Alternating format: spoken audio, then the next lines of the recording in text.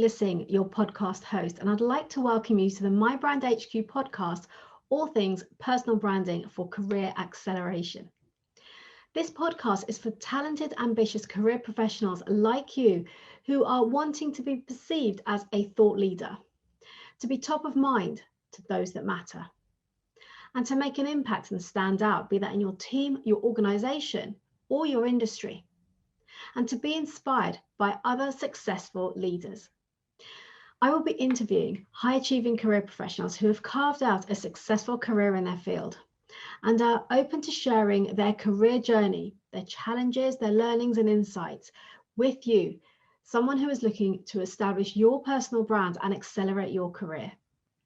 Through my personal branding and coaching practice, I enable career professionals primarily in the technology industry to earn more money, to increase their salary. In fact, I spoke to all of my past clients that I've worked with over several years and learned that actually overall, they've received an average of 47% increase in their package. Would that be a great place to be? They've also all achieved at least one, if not more, promotions or moved on to a higher level in their career at another organization. And they're looking to advance their career while showing up as the best version of themselves. If this sounds like you, then do reach out to me and let's have a chat. And why do I do this? Well, during my corporate career spanning 25 years, I quickly realized that hard work alone was not enough to get me to where I wanted to be and the success that I strive for. And my belief is that hard work, coupled with creating and establishing a strong personal brand, can both influence and accelerate your career and get you to where you want to be. In today's episode, I'm speaking with Victoria Ortigosa. Victoria is a senior manager for core voice strategic initiatives at British Telecom, otherwise known as BT, where she collaborates with senior stakeholders and leadership teams to drive and deliver their future goals and ambitions. Victoria thrives on making a difference and is not afraid to challenge the status quo. Her passion, energy, and determination ensure the business goals are delivered, and she takes pride in ensuring that they succeed.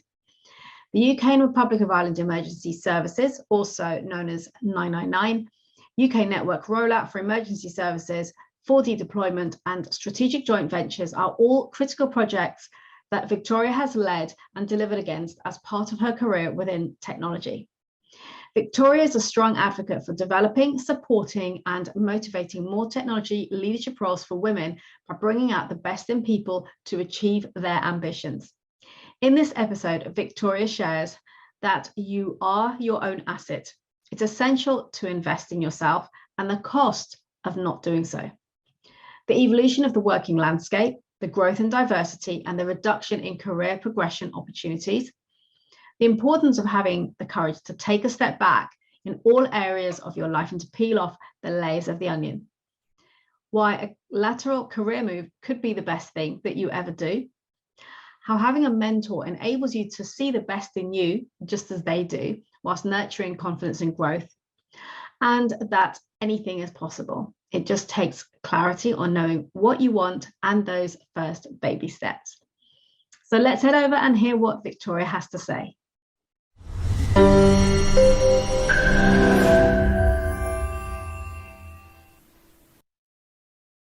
Victoria, hi there. Welcome to My Brand HQ. How are you doing today? I'm doing fine, thank you. And thank you for having me today. It's a real pleasure to be here. Absolutely. I'm really excited to speak with you today. So tell me, first of all, what I'd like you to share with us is your career journey into tech and also the evolution that you've witnessed of telcos. Okay, well, actually, I never really planned on going into tech, ever. I always wanted to be an accountant and thought, oh, I'll do accountancy because that's a guaranteed job.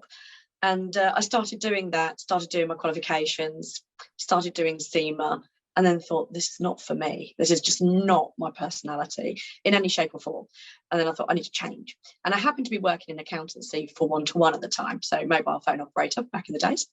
And it was actually a colleague that I worked with in the network side who said, we need someone like you with a bit of finance background to come in and work in the technology side. And I was like, oh, okay, yeah, sign me up. I'll come over. Best thing I ever did. So I moved over as an assistant project manager And from there onwards, I just became more into delivery and delivering projects, technical projects, mainly sort of 2G, 3G, 4G rollout programs.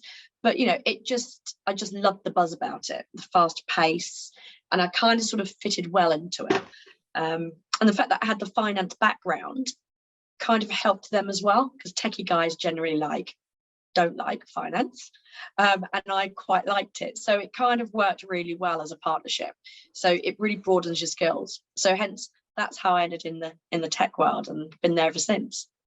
Incredible. Wow. And I like that, because you know, it's something I talk about a lot, also having come from an accountancy background of about 6 years and then moving out of that. But you know, I'm still an advocate for the qualification, to be fair, because I think that it's like a basis, a foundation for business, and there's still a lot that we can draw upon from the studies that we did. And absolutely. So to, you know, whatever kind of role, whether it's a techie role or a strategy role or a sales role, and kind of complement what we're doing now. So I think that's great. And as you say, a lot of techie guys don't like that, so it's like a real value add for you to stand out from the crowd, right? Yeah, absolutely. And I think that's the great thing about it. I think people misconceive what finance is about, and actually you can use it so much, just like you say, as a basis, that actually it helps you in all sorts of things, even in the techie world, you know, where you're working with suppliers and negotiating things and forecasting your hardware and, you know, trying to negotiate the best deals with them, and all of that, it sort of all comes together by having those basics. So yeah, I found it was a great value for me being part qualified. Just couldn't go the whole hog. It just wasn't for me at that point. Well, you've obviously succeeded in everything you've done since then. So tell me about your what you've witnessed in terms of the evolution of the telco industry. Yeah, I mean, I guess the telco industry is really fast paced. It always has been, and we've always got to keep reinventing and building upon more and more and more to sort of meet the needs of the customers that we have, especially on mobile. If you look at the mobile phones now compared to, you know, 20 years ago, Jesus Christ, we use it for everything, right? There's nothing we don't use it for. It's a computer now, isn't it? Yeah, absolutely. Yeah. And actually, you know, you look at machine to machine and how industry use more computerized machinery. It's incredible how the evolution of tech has just grown. What I have noticed, though, which is really good, is the way that technical companies, and I don't mean just telcos, but in general, have really grown when it comes down to diversity and inclusivity. I think back in the days, it was very much a, you know, male-orientated industry. Not many women were joining it because they were scared of actually what kind of roles would be available for them. But also, it wasn't the known thing for a woman to go into, maybe software development or be a engineer or something like that. And I think nowadays that isn't the case anymore. I mean, we still need more women in technical companies, but definitely there is more people going into it. So I think that's one thing that's grown hugely. And I think women are starting to feel more comfortable going into more technical companies compared to before. So I think that's great.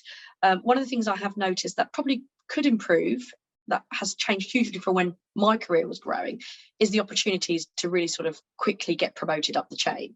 I think back in my day, there was loads of opportunities. You know, you could excel yourself and get yourself out of your comfort zone, and you would naturally be promoted and you would grow really quickly up your career. I think it's harder for people to do that now. And I think that's mainly because of the more flatter structure organisations have. So there's less opportunity at the top. However, saying that, there's still opportunities. And I think people don't recognise that. I think people still have the mindset of the only way to progress upwards. And actually, you know, sometimes taking a step sideways or doing something different actually helps you progress further in your career, because you learn new skills that you might not have done if you just followed your career path all the way up the chain. So I think, again, it's the mindset thing of people really getting to realise that, you know, progression is not all about becoming a director or, you know, being a manager. It's about learning, and it's about being fulfilled in what you do, and really being happy in the career that you do, you know, and feel like you're coming away every day with some sort of buzz that you've done something that's been a difference to an organisation. So I think there's lots of changes, but I think they're the two big ones that I find are the main ones that I would home in on. Yeah, and I think, you know, just pulling out one thing you said there about the lateral moves and progression. I wholeheartedly agree with you on that, because I used to see it when I was in the corporate world as well. It's like people just assumed every move they make had to be the next level up. But actually, when you look at lateral moves, and as you say, you get that breadth of experience and learning, and look at what you really enjoy, not doing something for the sake of doing something because it's expected of you or because that's what you think it should look like. It doesn't need to be that way. It doesn't need to be moving up to director role. You can have so much exposure and learning just by taking sideways moves, moving into different teams, different departments, gaining new skills. Absolutely. And I think that sometimes it's better to take a step back, rather than going up and going, actually, I'm going to take a step back and then move sideways, because actually you get to realize really what your passion is. Because like you say, it's not about what's expected of you. And I think for many years, we've all kind of followed a path of this is what's expected of us. And actually nowadays, we don't need to do that. We can do what makes us happy. And sometimes that's not being a manager anymore. You might have done it, been there, done it, bought the t-shirt, and you might think, actually, I don't want to do it anymore. I want to do something different. And I think it's having that ability to be able to do that and recognize that in yourself, to then be able to go, actually, I'm going to take up the opportunity somewhere else and do something different. And I think people don't tend to do that very often. No, and I think the word that comes to mind there is courage, is having the courage to do that and not do what is expected of you by others and what society deems is the right next step. Similar to when I left accountancy, I had everyone around me, including my parents, my friends, my peer group, my manager. I was like, but what a waste. You spent all these years studying, qualifying, working. Why would you throw it all away? And I just was like, I didn't see that. I just didn't see it throwing it away. I'm leveraging what I've learned to go do different things. And I think it's having that bigger picture, as you said, to take that step back and look at, okay, where can I go with this? What are the skills I've got to bring to the table, and what can I do with them? It doesn't have to be that structured, straight path anymore. No, exactly. And things, you learn so many different skills anyway. So as you progressed your career, when you get to a certain point in your career or a certain age, you've experienced loads, whether that's personally or whether that's in your job, that actually you can pull on all of those experiences to do things that you maybe never dreamt of doing 5 years ago or 10 years ago. But now you're in a position that actually you can, because you've got that experience. You feel more confident. You've got the courage to do it. You have that bit more of, actually, do you know what? I'm going to do what I enjoy, rather than actually what's expected of me by my organisation or by my peers or people around me. So yeah, I think definitely the courage and seeing outside of seeing the bigger picture, really, I think helps people progress in a much different way. Yeah, most definitely. And just coming back to what you said there about the growth of diversity in the workplace, and you've seen a lot of change there. Do you think there's still a lot more room for growth in that area? Oh, definitely. I do mentoring. I mentor quite a few ladies, and I still see it today. We still have women that are scared to be in a male environment. We still have women that are not sure how to act in some of those scenarios. We still have women that feel that they can't progress because they don't have the courage or the confidence or the ability to see actually they don't have to prove themselves in a different way. They've got the skills, they've got the ability. So there's still a lot of this self-doubt and lack of self-confidence. And I think women are probably, or we are probably, our worst enemy sometimes, because I think we set such high expectations on ourselves that we have to hit all of these criterias, and actually in reality we don't. So I think there's definitely more room to do more of that. I think organisations can still do a lot more to promote it more, and I know most organisations have got all sorts of things. I know BT do a Tech Women programme, we do an Accelerate programme. All of that is there to give women the tools to progress their career, which I think is wonderful.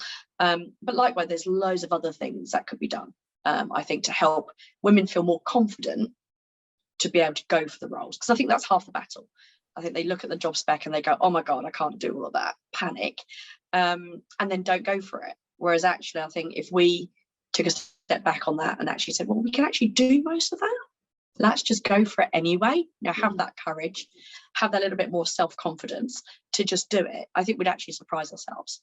So yeah, so I definitely think there's more to do. And that's why, recently I've got quite heavily involved in public speaking and doing the women in tech, and because I think actually, you know, you can share all your experiences, and share that actually as women we can still have a good career and still have all the lifestyle that you want around it, and be able to manage it all. So it's, yeah, there's a lot more space, I think. Absolutely. Yeah. And I think to your point there about the job specs and you know, feeling that you have to know it all, I always ask the question, if you know it all, where's the growth? Exactly. You know, what are you going to learn from it? Yeah, totally agree. Otherwise it won't stretch you. It'll just be doing the same again. Yeah, exactly. And I think that's why, you know, as part of us as individuals, it's really important to learn and invest in yourself all the time, because if you don't, you're kind of not reinventing yourself, so you become a bit stale in what you do, and then you kind of tend to forget what actually makes you happy.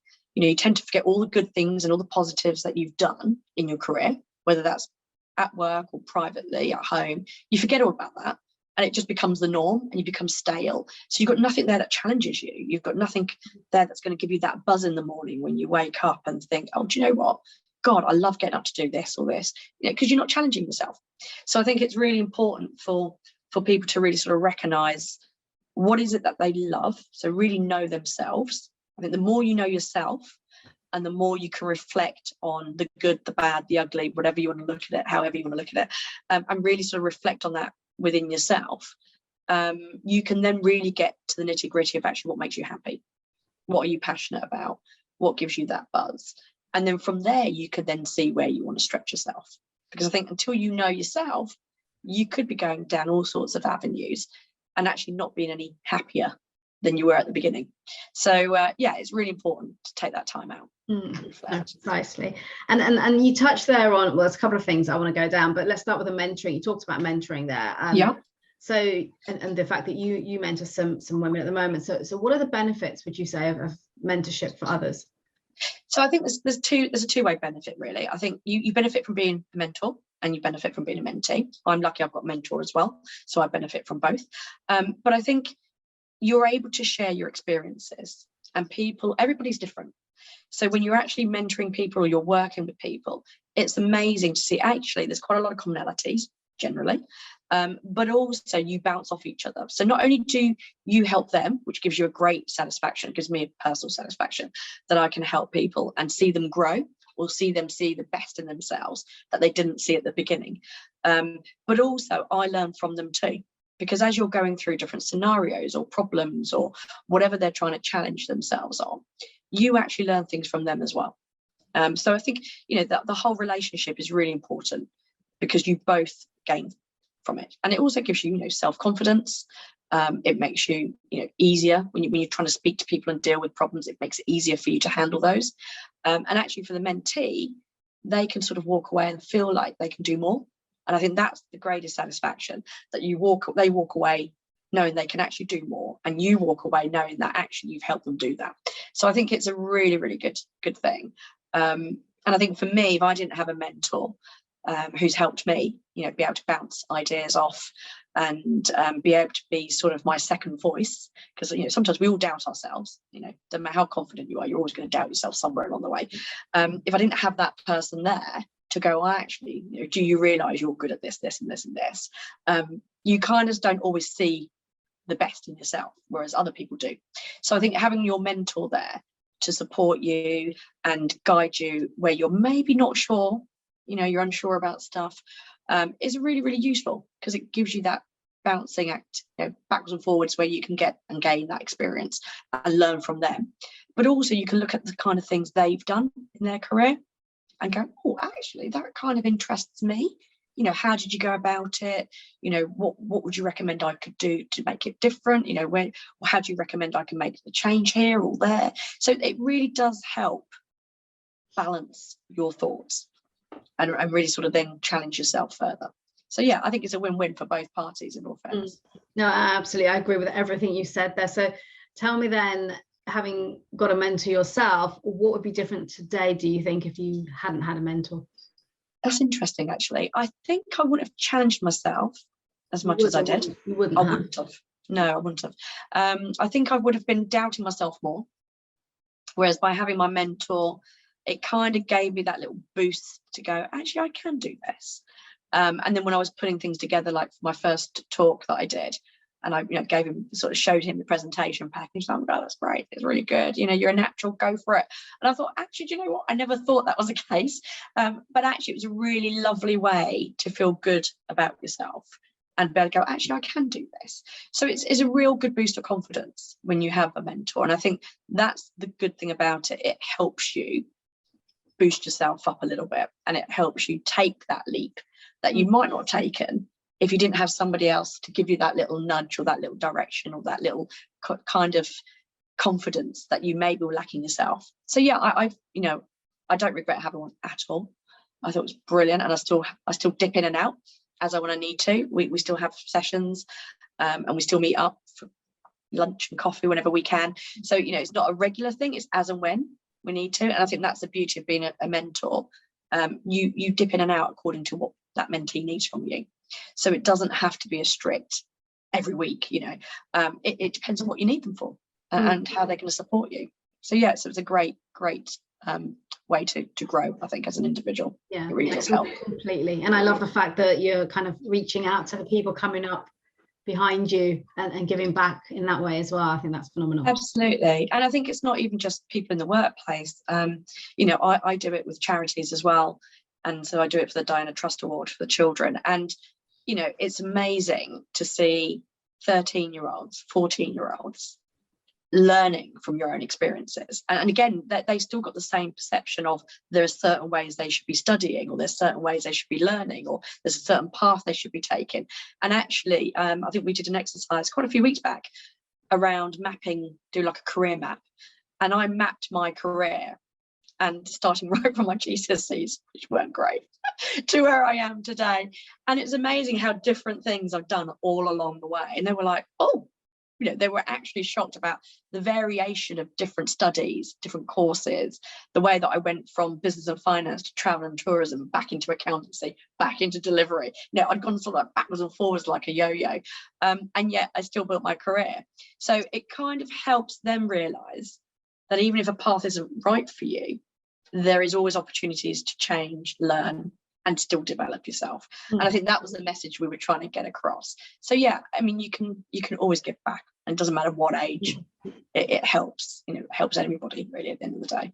Yeah, completely. And I think also, even if you pick a career route that you feel isn't for you, there's still always things you take away and learn from it. Absolutely, like we were saying about the accountancy. Yeah, exactly that. Yeah. So going back to something else you said earlier about investing in yourself, I'd like you to share a bit more about that, because I know when we've spoken before, you said to me, you used the phrase, you are your own asset, and that's something I strongly believe. So tell me more about this. What is it you've done in that regard? So that was actually said to me once by one of my managers, one of my directors, quite a few years back. And they actually said, you are your own asset. And I thought, actually, that's very true. And it kind of sort of stuck in my head after that, because we spend all of our lives investing in our homes, our nice material things, our nice car, whatever we enjoy, we feel we have to invest into bricks and water and God knows what. And you sort of think to yourself, well, actually, where do I invest in me? Because we kind of let life become a bit of a rat race, and we don't stop and think, well, what do I need to develop myself? Where are my flaws that's stopping me becoming better or achieving more or doing things that I never thought I could do? And I did a program once myself, just to really look back at, we've gone through lots of changes both personally and at work, and I kind of lost my mojo. I felt like, where am I going? What is it that I want to do here? And I did a program that really made me reflect more about me. What is it that I want? And I think that's why I put such a big emphasis about people understanding what it is they want, and actually who are they, really who are they as an individual, what makes them buzz. And of course, once I'd done that, I kind of came out of there going, oh my God, I need to do this, and I need to do that. And I came up with this massive list of all kinds of different development things that I wanted to do, from public speaking to TED Talks to courses that I wanted to do, to even just resetting my own boundaries. What am I willing to accept in my life, and what am I willing to let go of? Because I think, again, all of those things have a difference in how you are as an individual. And I think the more balanced you are, the easier it is for you to achieve what you want. And sometimes it's hard to let go of things that don't help you, but it's recognizing that they don't help you is really important. So I think, investing in yourself is not just about doing courses and learning things, it's actually being true to yourself and really sort of reflecting on actually what is happy for you. And again, it goes back to what we said before. It's not about what everyone else thinks. It's not about what the world says you should be doing. It's about what is it that you want to do. And if that means you jump around like a lunatic 10 times a day doing some crazy dance, then so be it, but it's what makes you happy and what you feel like you're getting a self-satisfaction out of, and a buzz that you come away smiling and beaming and buzzing of energy once you've done something. And that's one of the feelings I get when I do mentoring. I come off calls from people and I feel energized and I feel really chuffed. And I think, again, that's one element that I really enjoy. But there's loads of other things. So I think that's where the investing in yourself is really key. No, I again agree with all you said. I think as you started out explaining there, we invest in everything else outside of us, like the material things, whether it's the holidays or going out drinking, eating, all that sort of thing, which is still fine, but a lot of that's to hide away from looking at yourself, because as a coach I've learned over the years that it's so uncomfortable for people. In fact, I had a friend of mine who said to me a while back, she said, you've got so much courage, because I've always had a coach for the last sort of 8-9 years now. I'm always working on bettering myself. And she said, so much courage. And I said, for what? And she said, to look at yourself all the time. You keep peeling off the layers and peeling and peeling. I was like, okay, I hadn't thought of it like that. But she said, most of us don't want to go there, don't want to look at that, don't want to look at ourselves. No. And you're right, it's like an onion. You are peeling off those layers. And I think every time something hits you, whether that's something at work or, like I'm divorced, I'm a single mum, my son's 16 nearly, my mum lives with me, she's a part-time, she's 81, nearly 82, so I'm a part-time carer. So I've got all of those challenges going on. But at the same time, there's been moments at work that I felt like I was a failure. And I'm thinking, and sometimes you have to just take a step back, whether you think that personally or at work, and actually go, well, actually, I'm not, because I think, again, it goes back to, unless you start peeling those layers off and you start really reflecting on it properly, you don't see the positives, because generally we'll set ourselves such high expectations that we don't. And so therefore you end up knocking yourself down all the time, rather than actually going, well, do you know what? Okay, I could have done that differently. But at the end of the day, it was fine. It was absolutely acceptable. There was no issues with it. I didn't have to be the best, and I've done the best, so it doesn't matter. So I think, again, it's having that realization check in everything that we do. And I think we're all really bad at doing that sometimes. I think we're just terrible. We beat ourselves up for the smallest of things, when actually we should be actually praising ourselves for it rather than beating ourselves up. Completely celebrating our wins, our successes, and focusing on all the good stuff when we look at that one little thing that didn't quite work. Yeah, exactly. And letting go of it as well, because sometimes people hold on to those and it kind of hinders them both personally and in their career, because they don't know how to let go of it. And actually sometimes you just need to say, look, it was out of my control, I couldn't do anything about it, so I just need to let go of it, park it, move on, rather than keep winding yourself up about it, which is what we all tend to do. I don't know why, it's mental, isn't it? But we all tend to wind ourselves up about stuff. It's like, put a key in and wind it up and off we go, and it's crazy. So I think people need to take that time out, and that's why I think investing in yourself gives you that ability to do that. And so then what is the cost of not investing in yourself? I think generally what I would say, when I hadn't done it before, if I look back now, before I started investing in myself and really focusing on what was important to me, I kind of focused on what was important to everybody else. So actually, rather than doing things that gave me that passion, I was trying to please everybody else, thinking that's what was making me happy. And actually it wasn't. If anything, it was probably bringing me down and putting more pressure on myself than I needed to. And like you said, as we say, sometimes people don't care anyway. So you could do all of this, and sometimes people don't even realise, or they don't care, or they don't appreciate it. So then you feel let down then. So I think, that's one thing. You could feel really demotivated, because you're expecting all of this response, and sometimes you just don't get it. Also, you miss out on opportunities. So sometimes when you're just so focused on just, blinkered on what it is that you're doing and that's it, you kind of don't see opportunities around you because you're not open-minded enough to go, oh, actually, do you know what? That's not maybe what I thought I'd do, but hey, I'm going to give it a go and enjoy it. So I think, again, by investing in yourself, you're really a bit more open-minded. You can see things a bit more clearly because you're more stable in yourself. And also you can take on opportunities that you might never have done before. So I think, for me, it's a good way to really sort of expand your skills and learn, which I think is key. Never too old to learn. That's what I say. So it's always worth doing that as often as you can. And the more you do, the more you're learning from it, and the more you can realise the benefits of it. Yeah, so a big takeaway there, I think, for anyone listening to this is investing in yourself and really taking that step back is what I keep hearing as something that's really, really important because it can make such a difference. Totally. Yeah, absolutely. And tell me then, as an advocate for women in tech, again, something you mentioned earlier, share your passion with us for making a difference and motivating others.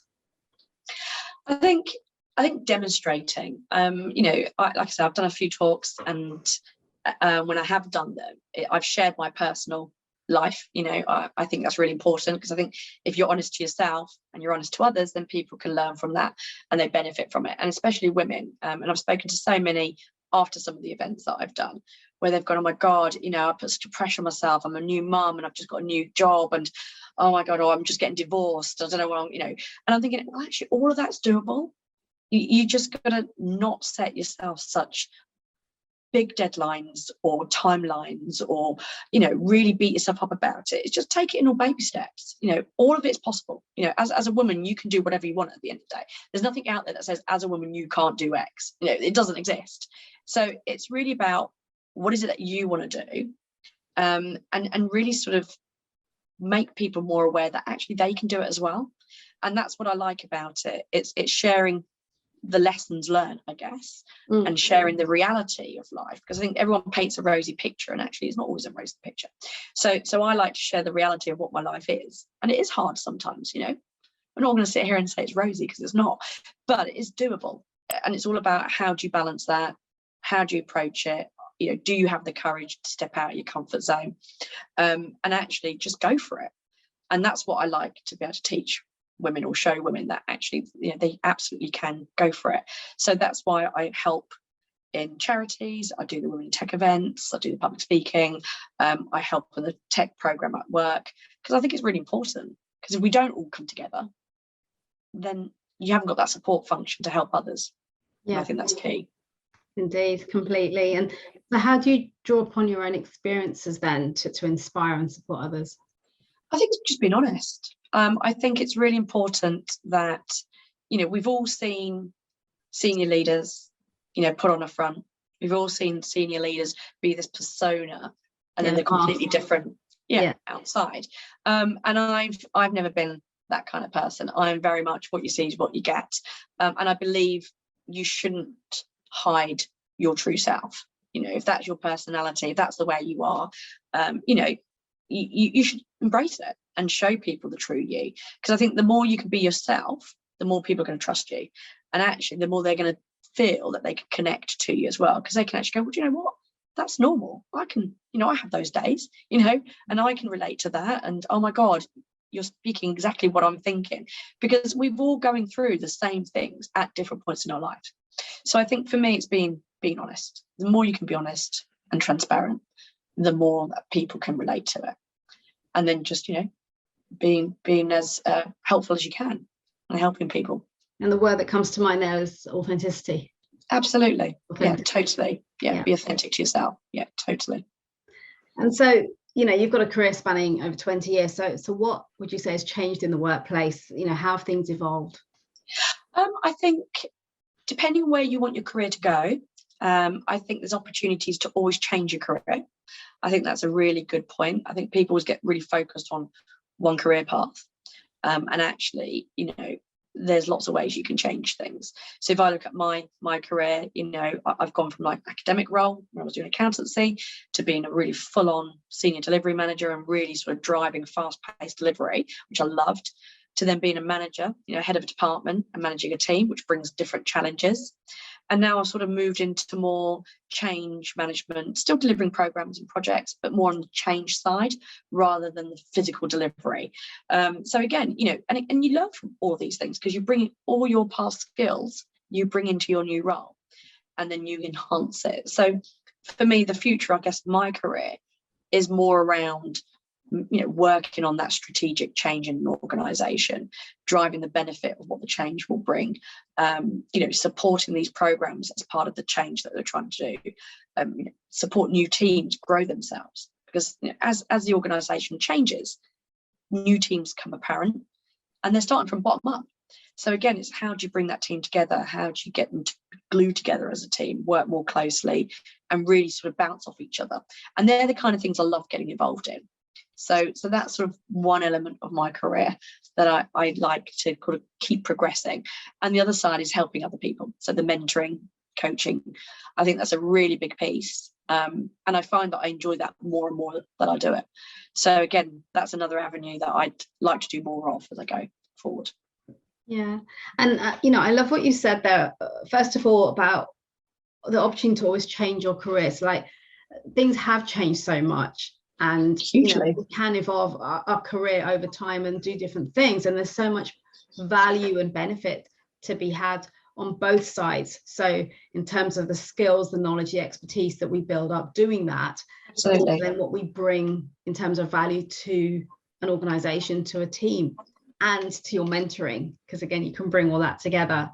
Absolutely, you can. And I think, as an organization, as well as organizations go, they really need to look more around how can they get the best out of people, because I think that's really important. Sometimes that's missed in the rat race of what we're trying to do all the time, because we're all moving so fast that sometimes you don't get the best out of your people because you don't always recognize their skills, because we're always moving so fast paced. So I think, if anything we can do more, I think, is getting people to recognize their skills, but also utilizing their skills more. Really bringing together, again, looking at the team, what skills do they have, who's got the positive skills or the skill sets that somebody else doesn't have, and maybe sort of bounce off each other to get work done or get tasks completed. So I think it's really getting the best out of people and finding that is really important. Yeah. And would you say there's more to be done in that area? Do you think there's a lot more focus that's required there from your experience?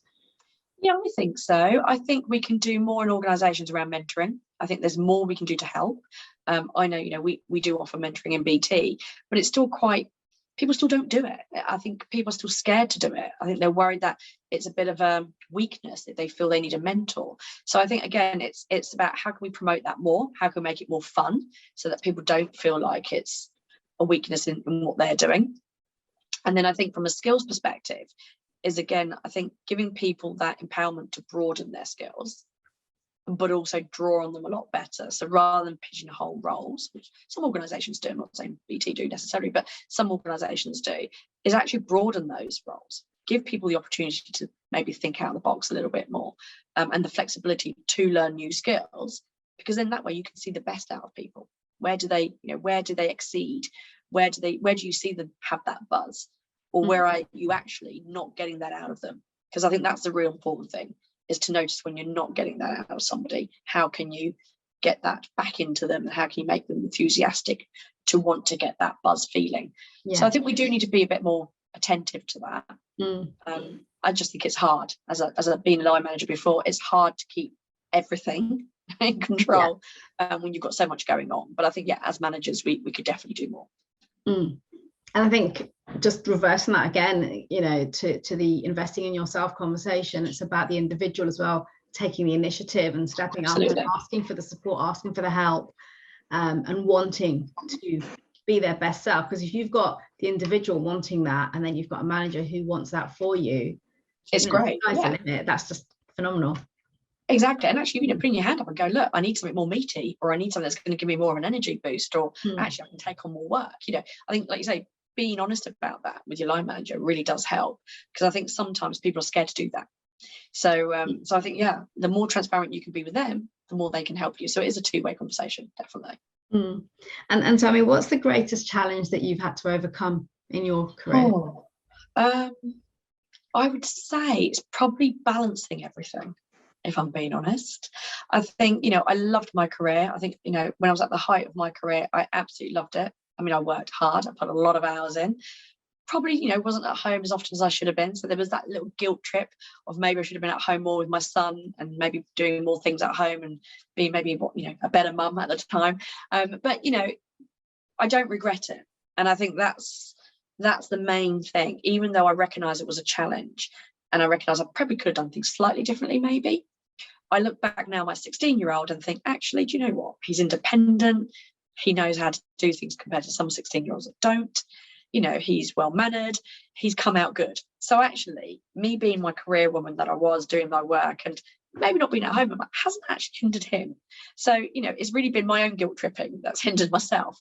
So I think it's sometimes maybe being a little bit more fair on yourself when you're trying to balance all these things and actually recognise that everything you're doing has a benefit on somebody else as well, not just on yourself. And being a mum, I was always a true believer is a happy mum, a happy child. And so therefore, while I was happy, he was absolutely fine. So I think, and I know lots of women do struggle on that motherhood and career. And I think that's probably the biggest challenge that I hear more often than not. But also, at the time I found, I kind of had to, I felt like I was always choosing. Right. And I guess that was probably hard at the time. Mm. But yeah, I think that was one of them. And I think the other one was just really always following the rat race. You kind of constantly feel like you've got to follow what's happening all the time. And I guess the only thing I regret is not pausing sooner than I did. I think if I would have paused and actually reflected on myself, probably sooner than I did, then my career may have changed completely different again, but like I say, you learn from the paths that you take. So it's always good never to have regrets about them, and just take all the positives that you've learned from them, because they're going to go with you. You're never going to lose out on them. So yeah, I think they're the main two, I would say. Me. So what's next for you, Victoria? Oh, what's next? I've got shed loads of courses that I want to do. So I've got about 2 or 3 that I want to have a look at and do. So that's more my own personal training. I still want to carry on doing my public speaking. I mean, that's something I always said I would never do. And now I've been doing it for like a year and a half now. So I'm just like, I don't know where that's come from. So I think I want to carry on doing that. And I kind of want to do like a TED talk somewhere. I don't know where that's come from, but it's something that I kind of want to tick in the box and do at some point. And there's no timeline to any of this. It's just the things that I've got in my head that I want to do. And I think that's the important thing, is we all tend to want to set ourselves target dates and timelines and, oh, we've got to do it by then, otherwise we failed. Actually, you don't. Every bit that you learn, whether you've done an hour of it or whether you've done 10 hours of it, you're still learning from it. And so I don't ever set myself any real targets, apart from I want to do it. And then I just make sure that I set myself little steps in order to get me there. And as I achieve them, I go, well, that's one step done, and that's another step done. So for me, it's really progressing my career in the areas that I love. I think that's really important. And I'm really just doing it in small steps and always learning and stretching myself, because I think that's so important. You're only in this world once in your life, so you might as well make the most of it. And that's exactly what I want to do. So yeah, fantastic. And I mean, my big takeaways there, and actually reverts back to what you said about when I asked you about sharing your passion for making a difference, is that, as you just stated, that anything is possible. You talked about public speaking there, taking the baby steps to get there, and being kind to yourself as you're doing it, and also getting clear on what it is you want to do. Yeah, absolutely. And they are the main things, because unless you do that, you kind of don't know where you're going. So you're always in that limbo of, where do I go? What do I do? Oh my God, am I doing the right thing? Am I doing the wrong thing? You're always doubting yourself. So I think the more clarity you have about it, the more you'll know, actually, this is where I want to go. And even if you don't get there, you've not lost out, because, you could walk out tomorrow and walk into a different role that you will use all that knowledge for. So, it's never about, oh, I have to do this and I have to do it in the organisation I'm in. You've got to think, actually, I could do this anywhere. So I think it's making sure that you recognise your skills and how valuable they are to more than just one organisation. Absolutely. And also, everything along the way is learning. It's what you take from your experiences, from the situations, from the challenges, that that build you up. Yeah, and life is learning, isn't it? I mean, everything we go through, if you look at the last 2 years of COVID, oh my God, what have we all learned, you know? And we've probably all learned that actually we all need to slow down a tad, because we were all going a bit too fast before all that hit us. So that's, you know, that's one thing I've definitely learned. And so, you know, these things come, they hit us, and sometimes you learn loads from it. Yeah. So it's always learning. Absolutely. Victoria, thank you so much for this conversation today. It's been very insightful, inspiring, and your energy is just phenomenal. I love it. Thank you for your time. Really appreciate it. Thank you. You're most welcome.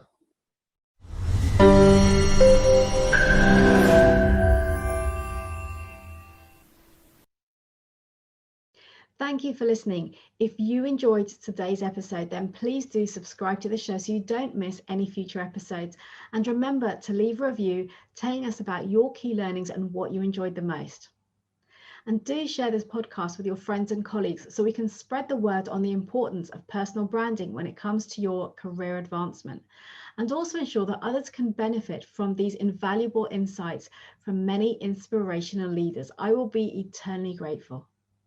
And if you are looking to earn more money, to get promoted, to secure your next role and advance your career, and would like me to support you personally on that journey to get you there, then reach out to me and let's arrange a chat. Alternatively, why don't you check out my personal branding launchpad, a group training and mentoring program. Finally, if you'd like to connect with me directly, then do reach out and direct message me on LinkedIn. You can find the link as well as any other resources mentioned in the show notes. I'll see you next time.